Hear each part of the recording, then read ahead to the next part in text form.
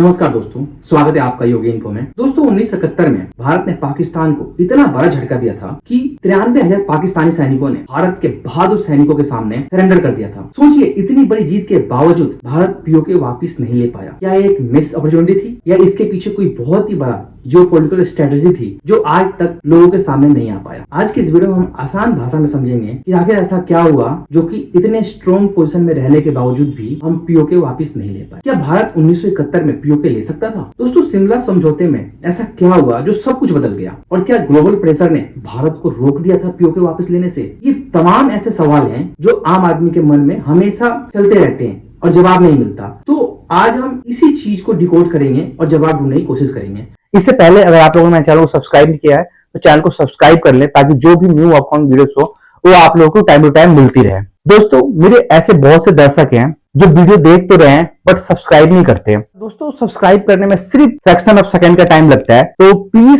Subscribe button पे click करके subscribe कर लें ताकि हमें भी मोटिवेशन मिल सके कि हम अच्छे ट्रैक पे हैं और आप लोगों के लिए और बेहतर से बेहतर कंटेंट लेके आ सके। तो चलिए दोस्तों, चलते हैं अपने टॉपिक पे और बात करते हैं पूरी डिटेल में। दोस्तों, सबसे पहले बैकग्राउंड समझते हैं। 1947 के बाद कश्मीर इशू शुरू होता है। भारत और पाकिस्तान के बीच पहला युद्ध 1947-48 के कश्मीर इशू को लेकर ही होता है और इसे कश्मीर का प्रथम युद्ध भी कहा जाता है, जो आजाद भारत के तुरंत बाद यानी अक्टूबर 1947 में पाकिस्तानी कबायलियों द्वारा कश्मीर में घुसपैठ के बाद शुरू हुआ और 1948 तक चला और एक लाइन ऑफ कंट्रोल खींच दी गई इसके बाद।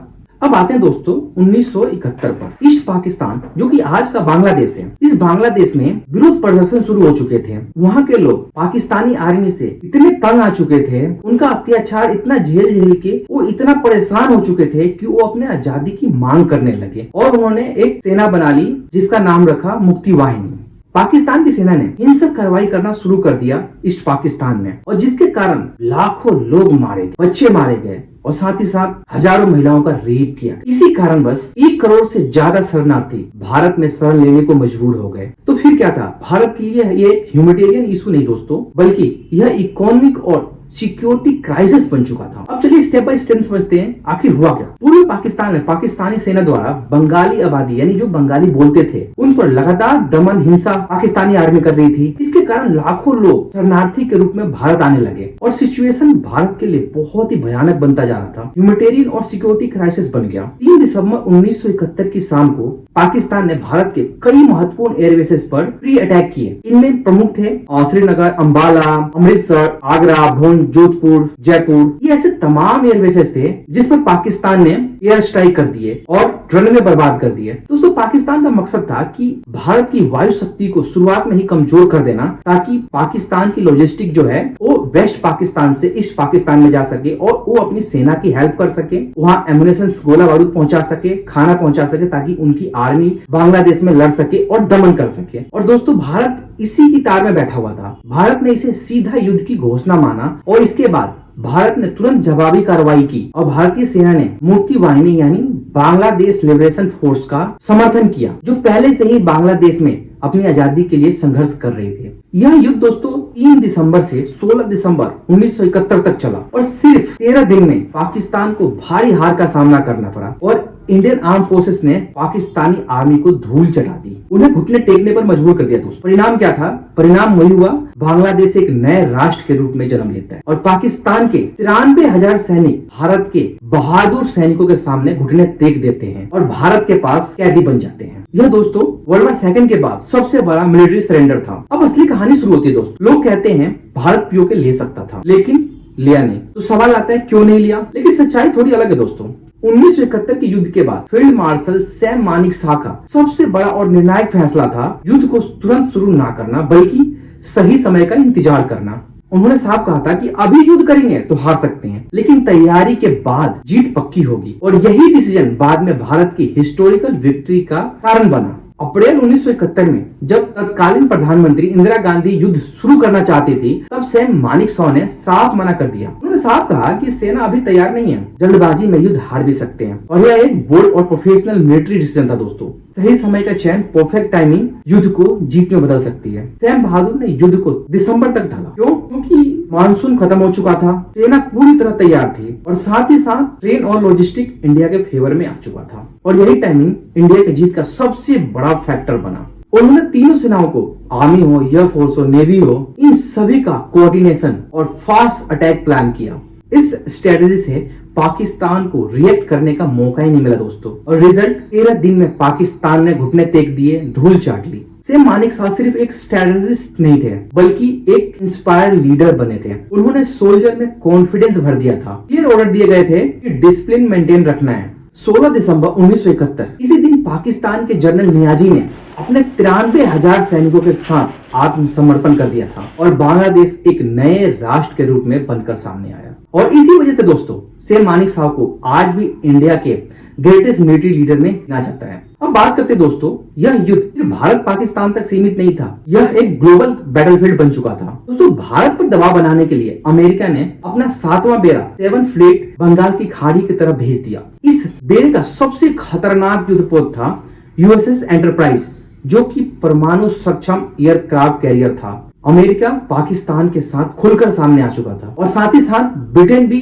पाकिस्तान के साथ खड़ा दिख रहा था। ब्रिटेन ने भी अपना HMS ईगल युद्धपोत बंगाल के खाड़ी में भेज दिए थे, यानी वेस्ट पावर्स क्लियर पाकिस्तान के सपोर्ट में खड़े थे। चीन भी उस समय पाकिस्तान के साथ ही खड़ा था, जो कि आज भी पाकिस्तान के साथ ही खड़ा रहता है।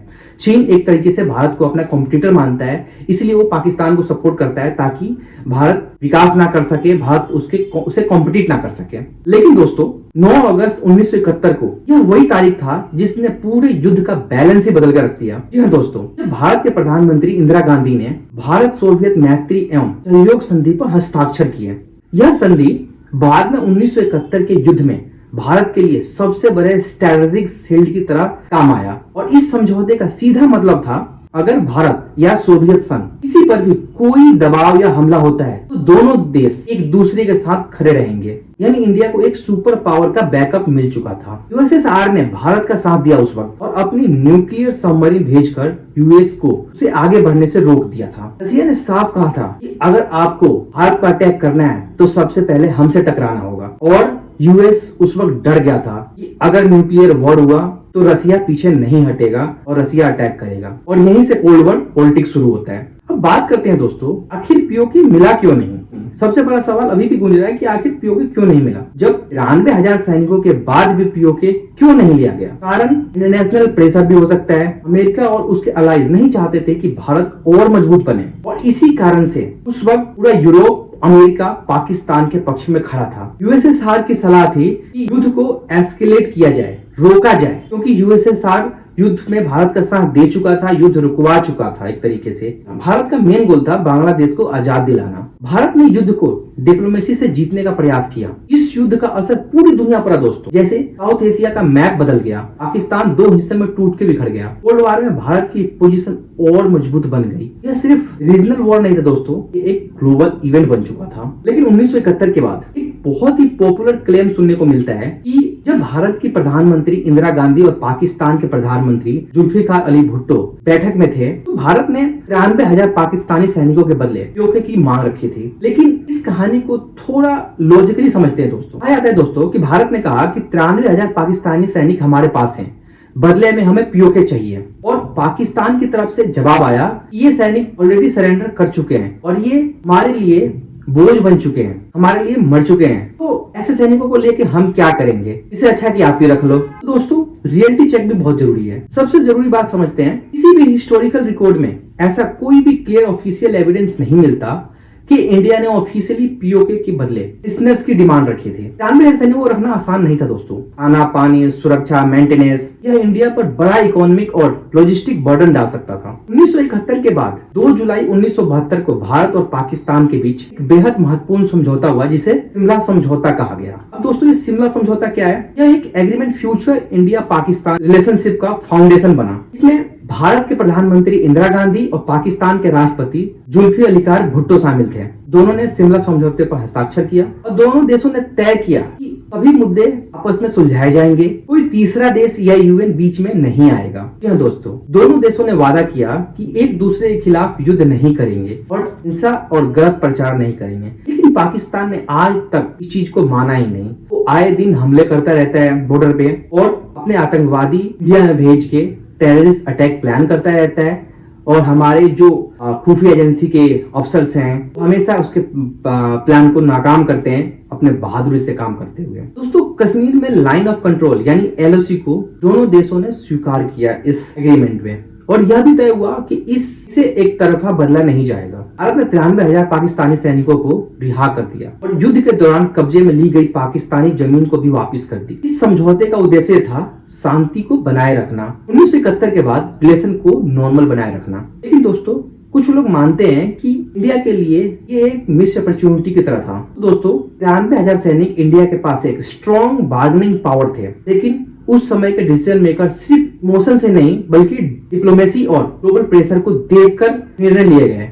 और यही वजह थी कि POK आज भी अनसॉल्व इशू बना हुआ है। POK का मुद्दा आज भी वही का वही है, आज भी यह टेंशन का कारण बना हुआ है। अगर उस समय POK ले लिया गया होता तो आज शायद कश्मीर का इशू नहीं होता। हर फैसला बैटलफील्ड पर नहीं होता दोस्तों, ग्लोबल पॉलिटिक्स भी उतनी ही जरूरी होती है। तो दोस्तों, इतिहास सिर्फ जीत और हार नहीं होती, यह स्ट्रैटेजी और प्रेशर का खेल होता है। 1971 भारत का सबसे बड़ा जीत में से एक था, लेकिन POK का सवाल आज भी अधूरा है। दोस्तों, आपका क्या मानना है? क्या भारत को 1971 में POK ले लेना चाहिए था, या जो फैसला किया गया वह उचित था? कमेंट में अपनी राय जरूर बताएं, और अगर ऐसे ही डीप एनालिसिस वीडियो पसंद करते हैं तो चैनल को सब्सक्राइब करना बिल्कुल भी ना भूलें। जब तक के लिए नमस्कार, धन्यवाद।